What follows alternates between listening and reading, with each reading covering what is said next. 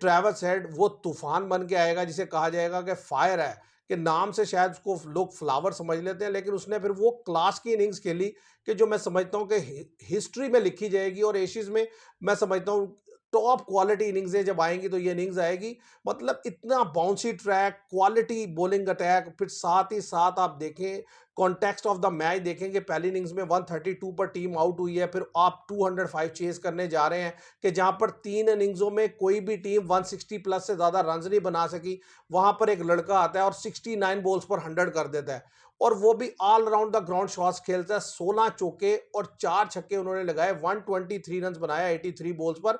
उसने मैच का मोमेंटम ही बदल के रख दिया, इंग्लैंड बॉलर्स को इतना पैनिक कर दिया, इतना ज्यादा उन्होंने अंडर प्रेशर किया अपनी बैटिंग से कि इंग्लैंड बॉलर अपनी लाइनों लेंथ भूल। Viewers, what a shocking test match.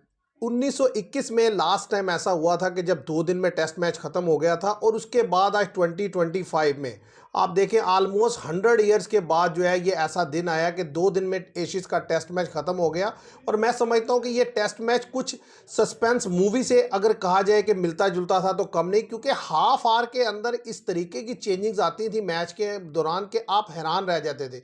पहले दिन जिस तरीके से 19 विकेट्स गिरे, पहले हाफ में आपने देखा कि ऑस्ट्रेलिया डोमिनेट करता हुआ दिखाई दिया कल के दिन में इंग्लैंड पर। फिर इंग्लैंड जब बॉलिंग करने आया, इंग्लैंड ने अपनी डोमिनेशन शो की। लेकिन आज जब दिन का आगाज हुआ और 132 पर ऑस्ट्रेलिया बोल्ड आउट हुआ, इंग्लैंड के पास 40 रन की लीड थी। इंग्लैंड ने आकर लंच पर जब इंग्लैंड गया तो 99 फॉर 1 थे। मैं समझता हूं कि उस वक्त इंग्लैंड स्पेक्टेटर्स जो थे, यानी कि जो सपोर्टर वहां बैठे थे, जो कमेंटेटर, वो सब ये सोच रहे थे कि जो गेम का मोमेंटम है वो कंप्लीटली शिफ्ट होता हुआ दिखाई दे रहा है इंग्लैंड की तरफ। लेकिन फिर मैं समझता हूं एक मैजिकल स्पेल आया बोलैंड की तरफ से, मिचेल स्टार्क की तरफ से, जिसने इंग्लैंड बैटिंग को हिला के रख दिया। लेकिन इसके साथ साथ एक चीज मेंशन करना बहुत जरूरी है, वो ये है कि इसमें अगर ऑस्ट्रेलियन बॉलिंग का रोल था तो साथ ही साथ आपको ये बात माननी पड़ेगी कि इंतहाई पुअर शॉट सिलेक्शन थी। और मैच में 2 ऐसे टर्निंग पॉइंट आए जहां पर इंग्लैंड ने खुद प्लेट में रखकर मैच ऑस्ट्रेलिया को दिया। बात करते हैं ट्रेविस हेड की इनिंग्स की भी, तो आगे चलकर के उनकी इनिंग्स फ्लॉलेस थी। मैं समझता हूं एशिज की अब तक की बेहतरीन इनिंग्सों में से शुमार किया जाए तो गलत नहीं होगा। लेकिन सबसे पहले अगर आप बात कर लें, इंग्लैंड की जो शॉट सिलेक्शन थी वो बहुत पुअर थी। आप देखेंगे 76 फॉर 3 थे, यानी कि 76 पर तीसरी विकेट गिरती है जब ओले पॉप ऑफसाइड द ऑस्टम जाकर शॉट खेलने की कोशिश करते हैं, कवर ड्राइव खेलते हैं बोलैंड को और आउट होते हैं। वेरी नेक्स्ट बॉल पर आकर हैरी ब्रूक भी सेम शॉट खेलते हैं और आउट होते हैं। और फिर अगले ही ओवर में मिचेल स्टार्क के यही गलती करते हुए जोए रूट आउट होते हैं। तो वहां पर मैं समझता हूं कि मैच जो है वो इंग्लैंड के हाथों से निकला है जब 88 फॉर 6 हो गए, कहां 75 फॉर 2 और कहां 88 फॉर 6।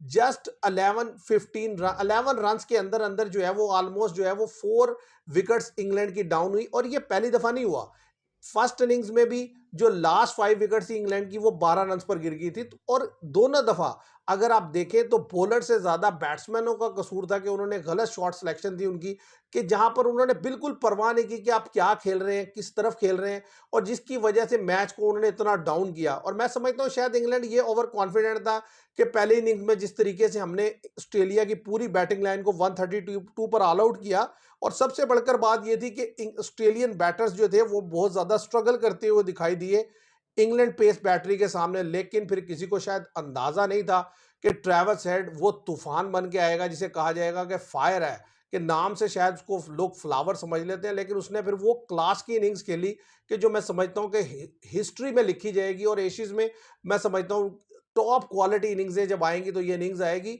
मतलब इतना bouncy track, quality bowling attack, फिर साथ ही साथ आप देखें कॉन्टेक्स्ट ऑफ द मैच देखेंगे, पहली इनिंग्स में 132 पर टीम आउट हुई है, फिर आप 205 चेस करने जा रहे हैं कि जहां पर 3 इनिंग्सों में कोई भी टीम 160 प्लस से ज्यादा रन नहीं बना सकी, वहां पर एक लड़का आता है और 69 बॉल्स पर 100 कर देता है, और वो भी all round the ground shots खेलता है। 16 चौके और 4 छक्के उन्होंने लगाए, 123 रन बनाया 83 बॉल्स पर।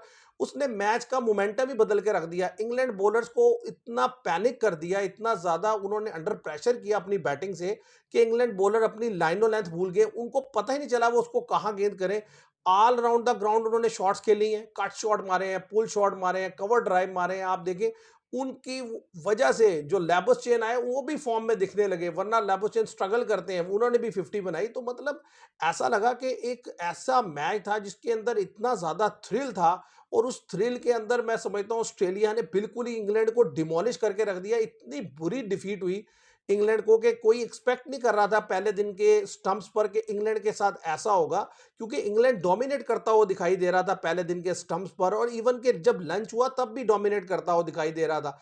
आगे 4 टेस्ट बाकी हैं, अगर इंग्लैंड ने अपने आप को वापसी करवानी है तो सबसे पहले जो है अपना जो थोड़ा बहुत खेलने का स्टाइल है उसको बदलना होगा। नासिर हुसैन ने भी ये बात मेंशन की कि भाई आप एक दफ़ा खेलते हैं बेसबॉल क्रिकेट जैसे ट्रेविस हेड खेलते हैं, उन्होंने बताया कि बेसबॉल क्रिकेट क्या होती है, लेकिन 1-2 लड़कों को ये चार्ज दिया जा सकता है, 6 के 6 या 8 के 8 प्लेयर इस तरीके से नहीं खेल सकते। और ऑस्ट्रेलिया में खास तौर पे जब बाउंसी ट्रैक पे आप खेल रहे हो और ऑफ साइड द ऑस्टम आप इस तरीके से अगर कवर ड्राइव खेलने जाएंगे तो आपका बचना नामुमकिन है।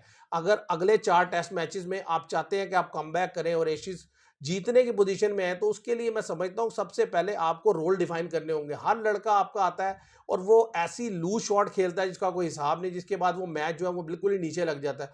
और ये पहली दफा नहीं, जब से ये बेसबॉल क्रिकेट इंग्लैंड ने शुरू किया, एक के बाद एक इस तरह की डिफीट उनको सामना करना पड़ता है। और ये डिफीट मैं समझता हूँ बड़ी वेकअप कॉल है कि भाई आप उठें और तरीके से मैच को खेलें, जहां जरूरत पड़े वहां पर बेसबॉल क्रिकेट खेलें, जहां पर आपको लगे तो वहां पर लंबा खेलें। मैं समझता हूँ जहां ऑस्ट्रेलिया आउट हो गया था और इंग्लैंड खेल रहा था, अगर वहां सेंसिबली खेला जाता तो 300 प्लस का टारगेट दिया जा सकता था ऑस्ट्रेलिया को, और फिर ऑस्ट्रेलियन बैटर्स भी अंडर प्रेशर आते। मैं नो डाउट ऑस्ट्रेलिया ने मैच निकाल लिया, मैं स्टिल बिलीव दैट कि जो बैटिंग लाइन है ऑस्ट्रेलिया की वो इतनी कोई पावरफुल नहीं है।